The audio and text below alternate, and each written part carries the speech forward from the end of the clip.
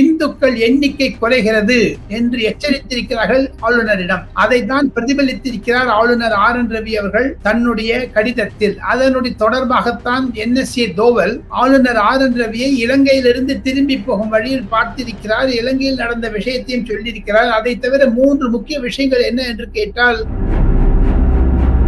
அசாமினுடைய முதலமைச்சர் வெளிப்படையாக சொல்லியிருக்கிறார், திரிபுராவிலிருந்தும் அசாமிலிருந்தும் ISI ஊடுருவர்கள், பங்களாதேஷ் ஊடுருவர்கள் எல்லாம் கோயம்புத்தூர் தான் செல்கிறார்கள் என்று. அந்த பட்டியலையும் ஆளுநர் ஆர் என் ரவியும் NSA தோவலும் சந்தித்தது மிக முக்கியமான திருப்பம் என்று தான் நான் நினைக்கிறேன். காரணம், தமிழகத்தில் போராளிகள் ஊடுருவல் அதிகமாகிவிட்டதோ என்ற சந்தேகம் வருகிறது. சில அரசியல் படுகொலைகள் நடக்கிறதே. அவர்தான் சொல்லி இருக்கிறார் சுப்பிரமணிய சுவாமியிடம், ராகுல் காந்திக்கு 2 பாஸ்போர்ட் இருக்கிறது, ராகுல் வின்சி என்றும் ராகுல் காந்தி என்றும், இதை கண்டுபிடிங்கள் என்று. 2015 ஒரு RTI தகவல் அறியும் சட்டம் படி சுப்பிரமணிய சுவாமி ஒரு கடிதம் போட்டது. விக்கிரவாண்டியில் நடத்தக்கூடிய ஒரு பொதுக்கூட்டத்தில் ராகுல் காந்தி வர மாட்டார் என்று அடித்து போட்டு காங்கிரஸ் பொதுச் செயலாளர் ஜெயராம் ரமேஷ் என்னிடம் சொன்னார். இருப்பினும் அண்ணாமலை கருத்து கேட்டுதான் பணிபுரிய வேண்டும் என்று கடைசி வரியில் இருக்கிறது அந்த கடிதத்தில். நட்டா அவர்கள் அப்பாயின்ட் பண்ண அருண் சிங் எழுதிய கடிதத்தில் இருக்கிறது. ஆக மொத்தம் அண்ணாமலை அபிஷியலாக பாஜகவின் தலைவராகத்தான் தொடர்கிறார்கள். ஆனால் அவருடைய ஆப்சன்ஸ்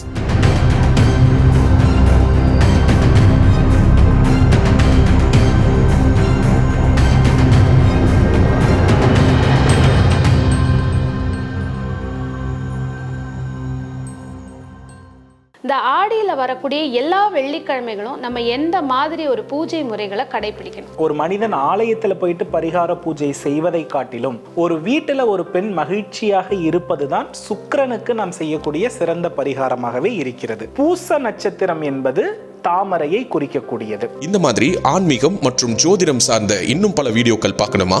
மறக்காம திருவருள் டிவிக்கு சப்ஸ்கிரைப் பண்ணுங்க. திருவருள் டிவியுடைய சேனல் லிங்க் இந்த வீடியோடைய டிஸ்கிரிப்ஷன்ல இருக்கு. பேசு தமிழா பேசு நேயர்களுக்கு வணக்கம்.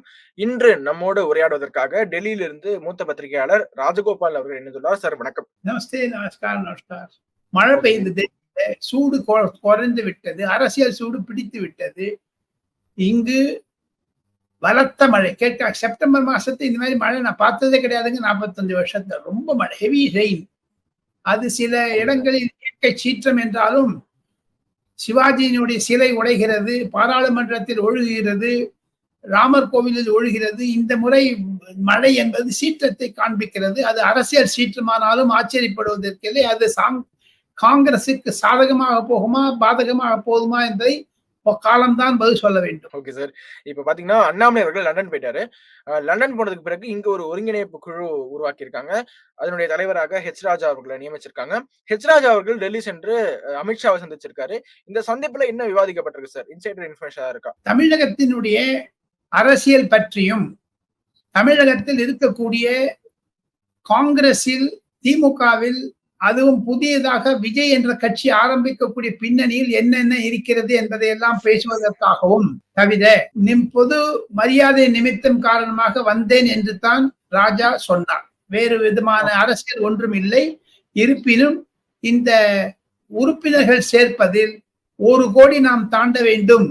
கண்டிப்பாக திராவிட முன்னேற்ற கழகம் அதிமுகவை விட பாஜகவினுடைய மெம்பர்ஷிப் உறுப்பினர்கள் அதிகமாக வேண்டும்.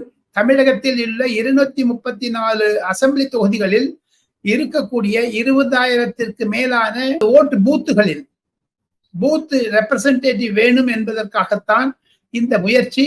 அது 2026 பலன் அளிக்கும் என்று தான் ராஜா தெரிவிக்கிறார். ஓகே சார், இன்னும் ஒரு முக்கியமான சந்திப்பு நம்மளுடைய தமிழகத்தினுடைய ஆளுநர் அவர்கள், கவர்னர் அவர்கள் அஜித் தோவலை சந்திச்சிருக்காரு.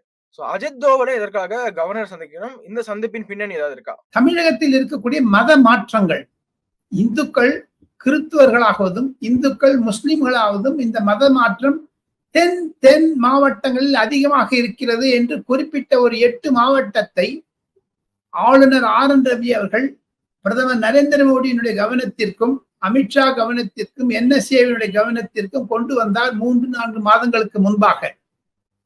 அதையும் தவிர சில தர்மபுர ஆதீனங்கள், சில மடாதிபதிகள், அதையும் தவிர சத்குரு சுவாமி போன்றவர்கள் எல்லாம் கோயம்புத்தூருக்கு அருகே இருக்கக்கூடிய மாவட்டங்களில் இந்துக்கள் எண்ணிக்கை குறைகிறது என்று எச்சரித்திருக்கிறார்கள் ஆளுநரிடம். அதைத்தான் பிரதிபலித்திருக்கிறார் ஆளுநர் RN ரவி அவர்கள் தன்னுடைய கடிதத்தில். அதனுடைய தொடர்பாகத்தான் NSA தோவல் ஆளுநர் RN ரவியை இலங்கையிலிருந்து திரும்பி போகும் வழியில் பார்த்திருக்கிறார். இலங்கையில் நடந்த விஷயத்தையும் சொல்லியிருக்கிறார். அதை தவிர 3 முக்கிய விஷயங்கள் என்ன என்று கேட்டால், ஒன்று தமிழகத்தில் இருக்கக்கூடிய அரசியல் நிலைமை, இரண்டாவதாக LTTக்கு அது தடைபட்ட ஒரு அமைப்பாக இருந்தாலும், பயங்கரவாத அமைப்பாக இருந்தாலும், கனடா, ஆஸ்திரேலியா, லண்டன் மற்றும் சுவிட்சர்லாந்து, ஜெனீவா போன்ற இடங்களில் ஐரோப்பிய நாடுகளிலிருந்து கொழுத்த பணம் வருகிறது. அந்த பணம் சில தமிழக கட்சிகளுக்கு கூட வருகிறது என்ற ஒரு ரகசிய குறிப்பை ஆளுநர் RN ரவியிடம் தோவல் தெரிவித்திருக்கிறார்.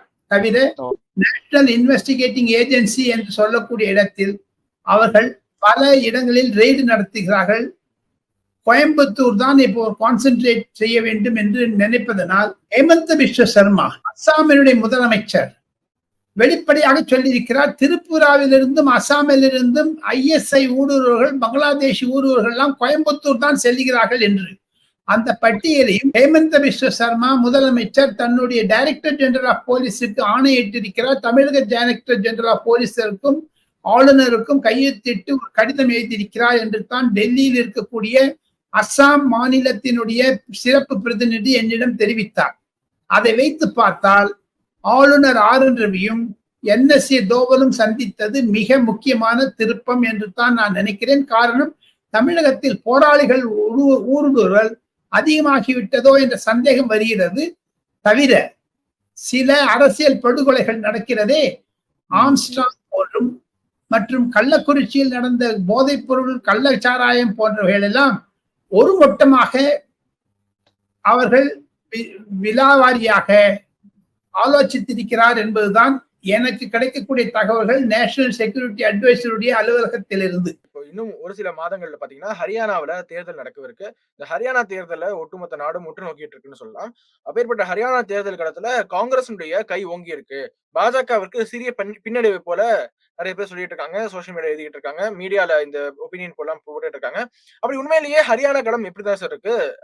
கள நிலவரம் என்னவாக இருக்கு? வட இந்திய அரசியல் நிலைமை என்பது ஒரு நூதனமானது. பேச்சு தமிழா பேசு நேயர்களுக்கு சுருக்கமாக சொல்ல வேண்டும் என்றால், நான் குறைந்தது 35-40 வருடங்கள் வட இந்திய அரசியலை அக்கா வாணியாக நான் புரிந்து வந்திருக்கிறேன்.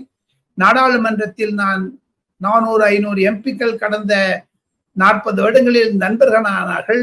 இந்த பின்னணியில் பார்த்தால் ஹரியானா என்பது காங்கிரசிற்கும் பாஜகவிற்கும் இடையே இருக்கக்கூடிய மோதல். ஹரியானாவில் 90 அசெம்பிளி தொகுதிகள் இருக்கின்றன. சிறிய மாவட்டம்.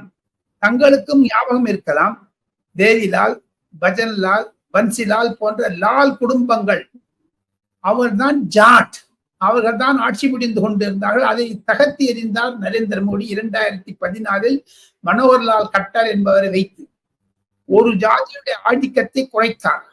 பின்னணியில் பார்த்தால் அந்த ஜாட் நான் வெர்சஸ் பூஜர் என்று சொல்லக்கூடிய அடுத்த ஜாதியினரும் காங்கிரஸ் பிடித்துக் கொண்டார்கள். காங்கிரசிற்கும் ஜாட்டிலும் ஓபிசியிலும் நன்றாக பிடிப்பு இருக்கிறது. காங்கிரஸ் கண்டிப்பாக டைட் ஃபைட், சரியான கடுமையான போட்டியை தர இருக்கிறார்கள். இருப்பினும் காங்கிரஸ் ராகுல் காந்தியினுடைய அறிவுரையின் பெயரில் ஆம் ஆத்மி கட்சியுடன் தொடர்பு கொள்ள வேண்டும், சீட்டு பங்கீடு வேண்டும் என்று சொன்னதனால் அங்கு ஒரு குழப்பம் ஏற்பட்டிருக்கிறது. குமாரி செய்ஜா என்பவர், கிரண் சௌத்ரி என்பவர்கள் எல்லாம் சில பெண்மணிகள் பாஜகவுடன் தொடர்பில் இருக்கிறார்கள். காங்கிரஸ் 45 சீட்டுகளை பிடித்தால்தான் அங்கு ஆட்சி அமைக்க முடியும். 10 சீட்டு ஆம் ஆத்மி கொடுத்து விட்டால், அதில் 10ல் 5 தோற்றுவிட்டால் காங்கிரசுடைய பலம் குறைந்து விடும் என்பதுதான் புபேந்தர் சிங் ஹூடா என்று ஹரியானாவின் முன்னாள் முதலமைச்சர், பிரியங்கா காந்திக்கு மிக நெருக்கமானவர், ராபர்ட் வாட்ராவுக்கு நெருக்கமானவர் சொல்லுகிறார்.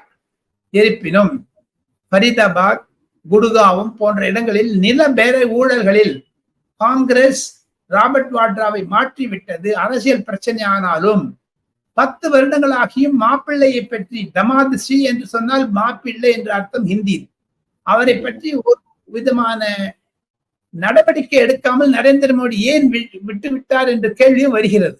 இதற்கு பின்னணியில் அபய் சௌட்டாலா, துஷ்யந்த் சௌட்டாலா, திக்விஜய் சௌட்டாலா போன்ற சௌட்டாலா குடும்பம் தற்பொழுது ஒதுக்கப்பட்டு விட்டது. சௌட்டாலா என்பவரும் ஜாட், தேவிலாலுடைய பேரன்கள்.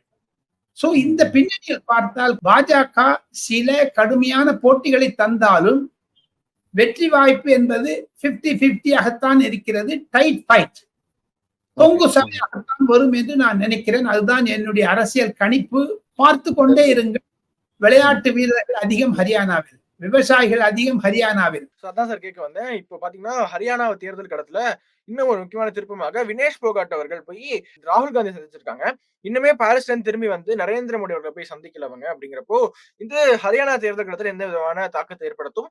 வினேஷ் போகாட் அவர்கள் நேரடியாக ஹரியானாவில காங்கிரஸ் டிக்கெட்ல, காங்கிரஸ் சார்பாக போட்டியிடுவதற்கான வாய்ப்பு இருக்கு. அதற்கு காரணம் துபேந்தர் சிங் ஹூடாவும் பாஜகவில் இருக்கக்கூடியவர்கள் எல்லாம் பாலியலில் ஊழப்பட்டவர்கள், அந்த ஒரு குத்து சண்டை மல்யுத்தக்காரர்கள் எல்லாம் பாஜக, காங்கிரஸ், உத்தரப்பிரதேசம், ஹரியானா என்று பிளவுபட்டிருக்கிறது. ஜாட் என்ற ஒரு ஜாதி ஹரியானா, மேற்கு ஜம்மு, உத்தரப்பிரதேசத்தில் ஒரு பகுதி, ராஜஸ்தானில் ஒரு பகுதி என்று பரவலாக இருக்கிறார்கள்.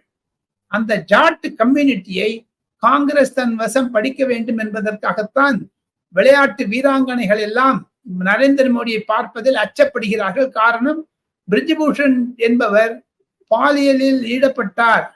வீராங்கனை வினேஷ் போகட்டுக்கு கடைசி நிமிஷத்தில் தங்கப்பதக்கத்தை நிறுத்தியது இவர்கள்தான் என்ற ஒரு கற்றுச்சாட்டும் விழாவாரியாக பேசப்படுகிறது ஹரியானாவில்.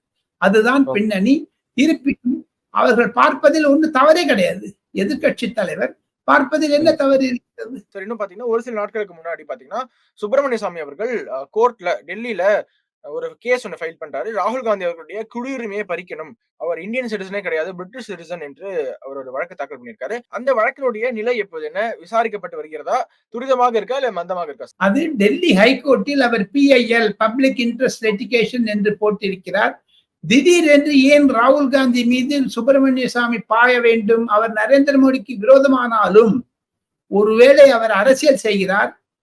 சுப்பிரமணிய சுவாமி மம்தா பானர்ஜிக்கு சாதகமாக செய்கிறார் என்று தான் டெல்லியில் அரசியல் கருத்தாளர்கள் விளக்கம் தெரிவிக்கிறார்கள். அதனுடைய பின்னணியில் பார்த்தால் ராகுல் காந்திக்கும் மம்தா பானர்ஜிக்கும் இடையே இருக்கக்கூடிய சண்டை போல பிரதமர் PV நரசிம்மராவ் பதவியில் இருந்த பொழுது, அப்பொழுது ஒரு இந்தியன் ஃபாரின் சர்வீஸ் ஆபீசர் ஒருவர் இருந்தார் PV நரசிம்மராவுக்கு ஆலோசகராக. அவர்தான் சொல்லி இருக்கிறார் சுப்பிரமணிய சுவாமியிடம், ராகுல் காந்திக்கு 2 பாஸ்போர்ட் இருக்கிறது, ராகுல் வின்சி என்றும் ராகுல் காந்தி என்றும், இதை கண்டுபிடிங்கள் என்று. 2015 ஒரு RTI, தகவல் அறியும் சட்டம் படி சுப்பிரமணிய சுவாமி ஒரு கடிதம் போட்டதில் மத்திய உள்துறை அதை ராஜ்நாத் சிங் அலுவலகத்தில் இருந்து அவருக்கு கடிதம் வந்த பொழுது சுப்பிரமணிய சுவாமிக்கு சாதகமாக வந்தது. ராகுல் காந்தி இருக்கிறது, நாங்கள் விசாரித்துக் கொண்டிருக்கிறோம் என்று. ஆனால் இந்தியன் ஃபாரின் சர்வீஸில் இருக்கக்கூடிய பாஸ்போர்ட் செக்ஷனில் ராகுல் காந்திக்கு எத்தனை பாஸ்போர்ட் இருக்கிறது என்று விளக்கம் கேட்டு ஹைகோர்ட்டில் இருந்து ஒரு தாக்கீது போவதாகத்தான் சொல்லுகிறார்கள். அடுத்த வாரம் இந்த கேஸ் நிலவில் வருவதனால் கண்டிப்பாக டெல்லி பரபரப்பாக இந்த விஷயத்தை பார்க்கிறது. சுப்பிரமணிய சுவாமிக்கு சாதகமாக பங்களாதேஷில் இருந்து சோஹிப் சௌத்ரி என்பவர் ட்விட்டர் ஹேண்டில் பிரதி தினம் ராகுல் காந்தி ஏகவச்சனமாக அவருக்கு குடும்பம் இருப்பதாக என்றெல்லாம் வலாவாரியாக போட்டுக் கொண்டிருக்கிறார். அவதூறு வழக்குகளை கர்நாடக அரசு அந்த ட்விட்டர் ஹேண்டில் இருப்பதை வைத்துக் கொண்டு கேஸ் போட்டிருக்காங்க. அதை நீக்க மறுக்கிறது ட்விட்டர் அலுவலகம். காரணம், அது பொதுஜன கருத்து என்று. ஆனாலும் கர்நாடகா போலீஸ் பங்களாதேஷுக்கு போய், டாக்காவிற்கு போய் அந்த சோஹிப் சௌத்ரி என்பவரை கைது செய்ய முடியாது. இருப்பினும் ஒரு பொது அழுத்தத்தை தர பார்க்கிறார்கள். தவிர ஜெய்ப்பூர் டயலாக் என்று சொல்லக்கூடிய ஜெய்ப்பூரில் இருந்து வரக்கூடிய ஒரு யூடியூபில் மிக மிக மிக கீழ்த்தரமாக எல்லாம் போட்டு வருகிறார்கள் என்று ஒரு கம்ப்ளைண்டை ராகுல் காந்தி தரப்பிலிருந்து கர்நாடக அரசு செய்திருக்கிறது. ஆக மொத்தம் இந்தியாவில் இருப்பவர்களை கைது செய்ய முடியும். பொது பிரச்சனை என்ன என்று கேட்டால் ராகுல் காந்திக்கு எத்தனை பாஸ்போர்ட் இருக்கிறது என்பது பற்றித்தான். அதான் சார், அந்த ட்வீட் த்ரெட் பத்தி நீங்க பேசுறீங்க, ட்விட்டர் ஹேண்டில் பத்தி. ட்விட்டர் ஹேண்டிலே பாத்தீங்கன்னா இன்னும் நிறைய எக்ஸ்ப்ளோசிவா போட்டு உடைச்சிருக்காரு. ராஜீவ் காந்தியுடைய மரணத்திலேயே சந்தேகம் இருக்கு. அவர் கொல்லப்பட்ட போது ஏன் சோனியா காந்தி அவங்க கூட இல்ல, ராஜீவ் காந்தியோட ஏன் இல்ல, அது மட்டும் இல்லாம பொதுமக்கள் தான் இறந்து போனாங்க, ராஜீவ் காந்தி சுத்தி ஏன் காங்கிரஸ் தலைவர்கள் இல்ல என்று நிறைய சொல்லியிருக்காங்க சார். இது குறித்து கொஞ்சம் விலாவரியா சொல்ல முடியும்? அந்த விஷயம் நிறைய இருக்கிறது.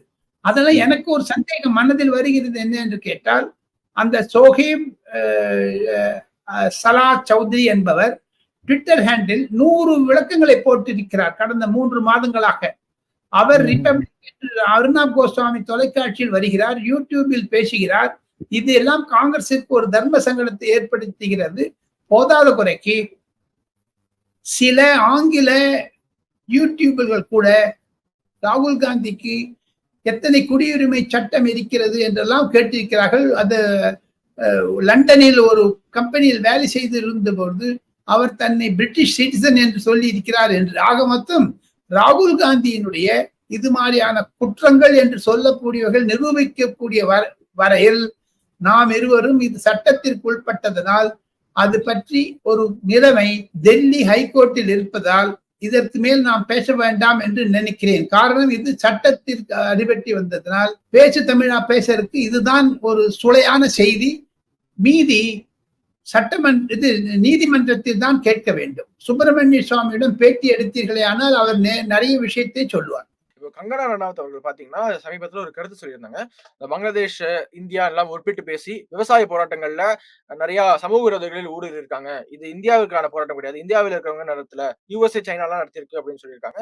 உடனே பாஜக மேலிடம் அவங்களை கண்டிச்சிருக்காங்க. இது குறித்து இந்த மாதிரிலாம் நீங்க பேசக்கூடாது, இது அவர்களுடைய தனிப்பட்ட கருத்து, பாஜக கருத்து கிடையாது அப்படின்னு சொல்றாங்க. கங்கனா ரனாவத் அவர்கள் உண்மையிலேயே வரம்பு மீறி தான் பேசிவிட்டார்களா? நீங்க என்ன நினைக்கிறீங்க? கங்கனா ரனாவத் என்பவர் அதிகமாக பேசக்கூடியவர்.